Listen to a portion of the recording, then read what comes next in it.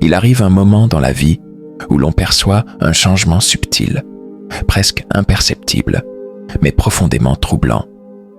L'être aimé, celui qui illuminait nos journées et réchauffait nos nuits, semble soudainement différent. Son regard ne brille plus comme avant. Sa présence n'offre plus la même chaleur, et l'évidence de l'amour qui nous liait paraît s'effriter doucement. Nous avons tous connu cet instant de doute, ce moment où une distance étrange s'installe sans prévenir.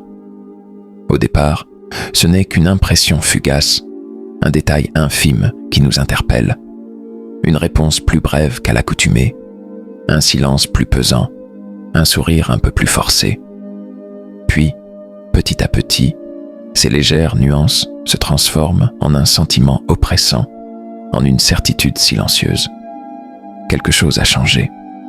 L'amour, contrairement à ce que l'on voudrait croire, ne disparaît pas d'un coup. Il s'efface lentement, à la manière d'un feu qui s'éteint progressivement faute de combustible.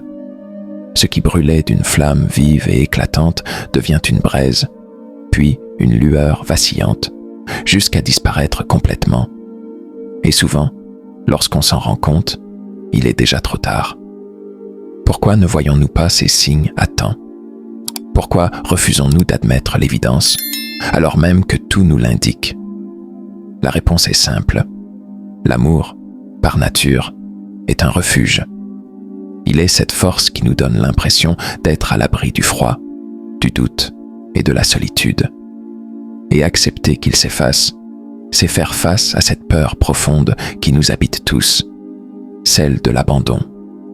Mais si nous prenons le temps d'observer, si nous avons le courage d'affronter la vérité, nous pouvons percevoir ces signaux avant qu'il ne soit trop tard. Nous pouvons comprendre ce qui est en train de se passer, non pas pour nous accrocher désespérément à ce qui s'en va, mais pour agir en conscience et choisir la meilleure voie à suivre. Dans les prochaines sections, nous allons explorer ces signes en détail. Car lorsque l'amour s'éloigne, il ne part jamais sans laisser de traces. Il adopte toujours les mêmes attitudes, suit un schéma prévisible. Et aujourd'hui, nous allons analyser ces indices qui nous montrent, avec une clarté implacable, que l'amour est en train de s'effacer. Le premier signe de l'éloignement affectif est le silence, mais pas n'importe lequel. Le silence, dans une relation, peut être un refuge ou une barrière. Il y a le silence complice, celui qui unit deux âmes dans une compréhension mutuelle. Et il y a le silence pesant, celui qui s'installe lorsque les mots ne suffisent plus à combler l'abîme qui se creuse entre deux cœurs. Lorsque l'amour commence à s'effacer, ce silence devient une arme invisible. Il s'installe dans les espaces autrefois remplis de rires et de conversations spontanées. Les échanges se font plus rares, les discussions plus superficielles. Ce n'est pas un simple manque de communication, mais un vide qui s'impose, une absence qui se fait sentir même en présence de l'autre.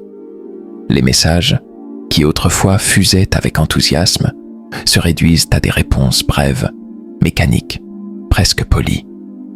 Les conversations, autrefois animées, deviennent des formalités sans âme. Et le plus douloureux, ce n'est pas tant le silence lui-même, mais la façon dont il s'impose sans que l'on sache exactement quand ni pourquoi cela a commencé.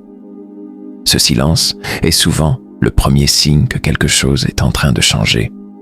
Il n'est pas toujours volontaire, parfois même inconscient, mais il marque une transition, un déplacement émotionnel. L'attention qui était autrefois dirigée vers vous s'éparpille ailleurs, dans des pensées, des préoccupations, ou parfois dans une autre relation naissante. Le pire, c'est que ce silence n'arrive jamais seul. Il s'accompagne d'un autre phénomène, encore plus douloureux, l'absence d'effort. L'amour véritable se manifeste dans les petites attentions, dans ces gestes anodins qui montrent que l'autre compte pour nous. Lorsque ces efforts disparaissent, c'est un signal fort que quelque chose ne va plus. Avant, il ou elle faisait tout pour vous surprendre, pour vous voir sourire. Il suffisait d'un détail, d'une phrase, d'un simple regard pour que l'autre cherche à vous faire plaisir. Mais aujourd'hui, ces attentions se sont raréfiées, voire évaporées. Les rendez-vous, autrefois soigneusement planifiés, deviennent une contrainte. Les messages du matin et du soir ne sont plus qu'un lointain souvenir. Les surprises, les marques de tendresse, les mots doux disparaissent progressivement, remplacés par une routine vide de sens. Et vous sentez, sans même avoir besoin de mots, que l'intérêt s'éloigne, que ce qui était naturel autrefois devient un effort que l'autre n'a plus envie de fournir. Pourquoi ? Parce que lorsqu'on aime véritablement, l'effort ne semble pas être un fardeau. Il est instinctif, il vient du cœur. Mais quand les sentiments changent, ce qui était autrefois un plaisir devient une obligation. Et l'amour ne peut survivre lorsqu'il repose uniquement sur des obligations. L'absence d'effort ne signifie pas nécessairement que l'amour a complètement disparu. Mais elle indique une chose essentielle. Il n'est plus prioritaire. Et lorsqu'on n'est plus une priorité pour quelqu'un, il ne reste plus qu'une étape avant la rupture définitive. L'amour ne disparaît pas brutalement. Il s'efface d'abord dans l'invisible, dans des nuances imperceptibles qui finissent par dessiner une distance bien réelle. Cette distance commence dans le cœur, avant de se matérialiser dans le corps. L'éloignement émotionnel est souvent le plus cruel. Il ne s'annonce pas avec des disputes violentes ni des mots tranchants, mais avec une indifférence insidieuse. L'autre est toujours là, mais il n'est plus présent. Vous sentez que quelque chose s'est brisé, même si tout semble normal en surface. Les discussions profondes deviennent rares. Il ou elle ne partage plus ses pensées, ses rêves, ses peurs avec vous. Vous réalisez que vous ne savez plus vraiment ce qui se passe dans son esprit, qu'une partie de son univers vous est désormais inaccessible. Vous posez des questions, mais les réponses sont brèves, évasives. Le dialogue se réduit à des échanges fonctionnels. « Tu as passé une bonne journée ? » ?»« Oui. Et toi ?» Puis plus rien. Et ce détachement émotionnel finit par affecter le contact physique. Là où les étreintes étaient naturelles, elles deviennent rares, forcées ou même évitées. Les baisers ne sont plus aussi spontanés. Les gestes d'affection disparaissent petit à petit, remplacés par une froideur qui ne peut être ignorée. L'éloignement physique n'est pas seulement une absence de contact. C'est un signal fort que le lien émotionnel s'effrite. Car le corps suit toujours le cœur. Lorsqu'on aime profondément, le besoin de contact est instinctif, naturel. Mais lorsque l'amour se meurt, la distance s'installe comme un mur invisible entre deux âmes autrefois liées. Ce n'est pas un hasard si les couples en crise dorment dos à dos, s'embrassent moins, se touchent moins. Ce n'est pas un simple effet de la routine. C'est un signe d'un amour qui s'éteint lentement. Et lorsqu'on atteint ce stade, un autre phénomène survient inévitablement. La comparaison et l'évasion mentale. Quand l'amour commence à s'effacer, il ne laisse pas un vide silencieux. L'espace laissé vacant est souvent comblé par autre chose. Une distraction, un fantasme, une autre personne. Sans même s'en rendre compte, l'un des partenaires commence à se projeter ailleurs. Il ou elle se surprend à rêver d'une autre vie, à imaginer ce que serait le bonheur loin de l'autre. Ce ne sont pas nécessairement des pensées infidèles, mais des scénarios alternatifs qui prennent de plus en plus de place. Les moments passés ensemble deviennent fades en comparaison des plaisirs extérieurs. Une simple conversation avec un ami, un collègue ou même un inconnu peut sembler plus vivante et stimulante que les discussions avec son propre partenaire. Ce phénomène est souvent accompagné par un détournement de l'attention. L'autre devient plus absorbé par son téléphone, ses réseaux sociaux, son travail, ses loisirs. Il ou elle cherche inconsciemment à remplir le vide émotionnel qui s'est installé. Les comparaisons commencent aussi à se multiplier. Avec lui, elle, je pourrais être plus heureux, Avant, c'était mieux. Pourquoi est-ce que je me sens mieux quand je suis loin de lui, elle? Lorsque l'on se pose ce genre de questions, c'est souvent que l'amour tel qu'il était au début n'est plus là. Il a été remplacé par une coexistence tiède, une habitude qui ne suffit plus à nourrir le cœur. Et cette évasion mentale mène souvent à la dernière étape, la résignation. L'un des signes les plus tristes de la fin d'un amour, c'est quand on arrête de se battre. Non pas par sagesse ou par paix intérieure, mais parce qu'on n'y croit plus. Il n'y a plus de conflit, plus de passion, plus de tentative de sauver ce qui peut l'être. Juste un silence pesant, une lassitude qui s'installe et une forme d'acceptation douloureuse. Les disputes elles-mêmes deviennent rares, non pas parce que tout va bien, mais parce que l'un des deux a cessé d'y mettre de l'énergie. Quand on aime encore, on se bat, mais quand on a abandonné, on devient spectateur de sa propre relation. On accepte l'éloignement comme une fatalité. On cesse de demander de l'attention, car on sait qu'on ne l'obtiendra pas. On n'espère plus de messages, plus de surprises, plus d'efforts. On s'habitue à l'absence de l'autre, jusqu'à ce que son départ ne nous fasse plus vraiment souffrir. C'est à ce moment-là que l'on comprend une vérité dure, mais essentielle. L'amour ne finit pas toujours dans une explosion de colère ou une trahison brutale. Parfois, il meurt doucement, dans le silence d'un quotidien qui ne fait plus battre le cœur. Et lorsque l'on atteint cette résignation, il ne reste plus qu'une seule question à se poser. Doit-on partir ou rester? Quand l'amour semble s'éteindre, il reste une question fondamentale. Doit-on lutter pour le raviver ou accepter qu'il est temps de partir? Cette décision n'est jamais simple. Elle repose sur des signaux subtils, des émotions enfouies et parfois des années d'histoire partagée.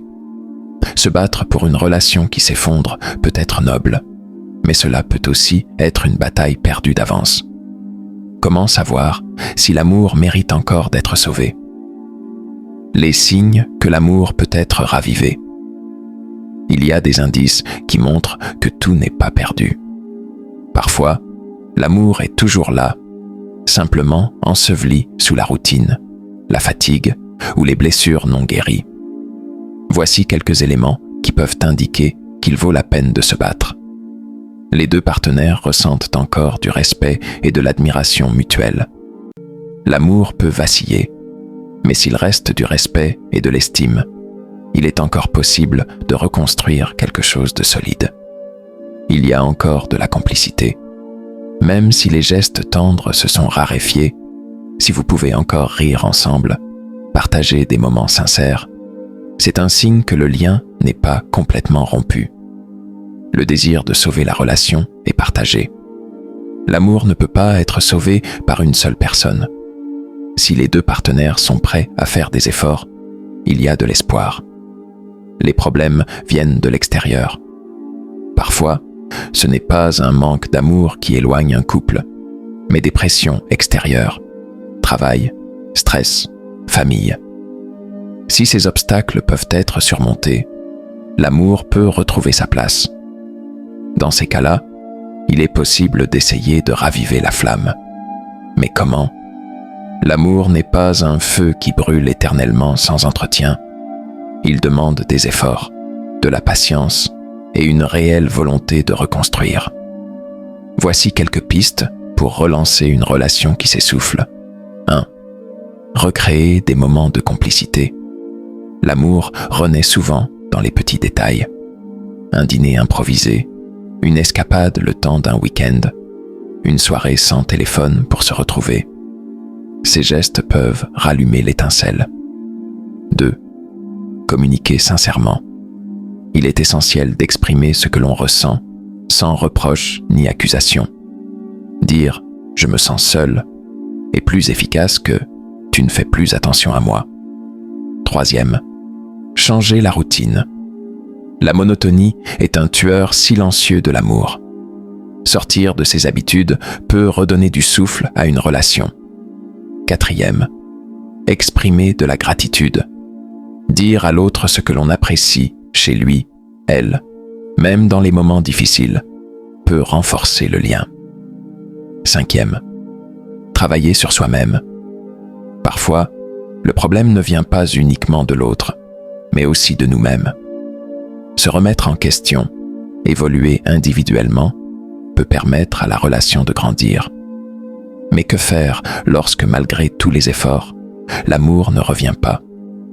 Il arrive un moment où il faut cesser de s'accrocher à quelque chose qui n'existe plus. Rester dans une relation qui ne fait que nous vider émotionnellement peut être plus destructeur que d'y mettre un terme. 1er, l'indifférence totale a remplacé l'amour.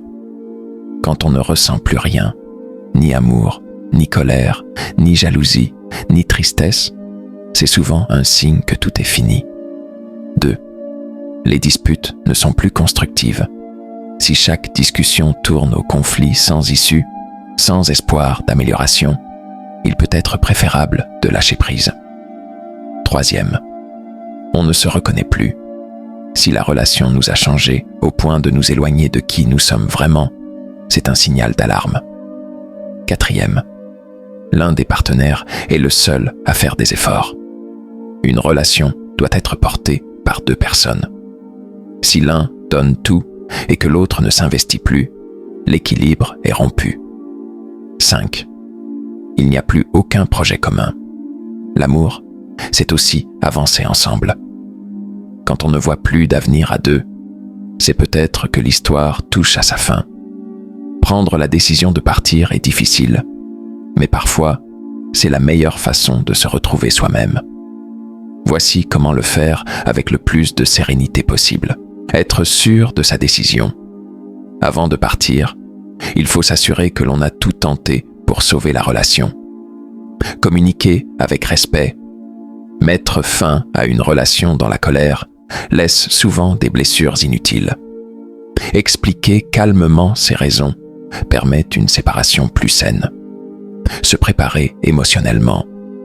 Quitter quelqu'un, même quand l'amour est mort, reste un deuil à traverser. Il faut accepter que la douleur fera partie du processus. Ne pas revenir en arrière par peur de la solitude. Après une rupture, la tentation de retourner vers l'autre peut être forte.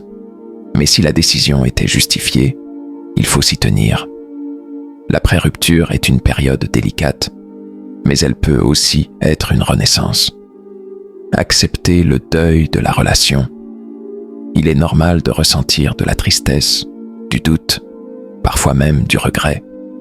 Ce sont des étapes nécessaires. Ne pas se précipiter dans une autre relation. Prendre le temps de se retrouver soi-même permet d'éviter de reproduire les mêmes erreurs. Explorer de nouvelles passions. Se concentrer sur soi, sur ses projets personnels, sur ses rêves oubliés, est un excellent moyen de tourner la page. Entouré de personnes bienveillantes. Parler, partager, être soutenu par ses proches aide énormément à avancer. L'amour ne meurt pas toujours dans le bruit et le fracas. Parfois, il s'éteint lentement, jusqu'à ne laisser qu'une ombre de ce qu'il était.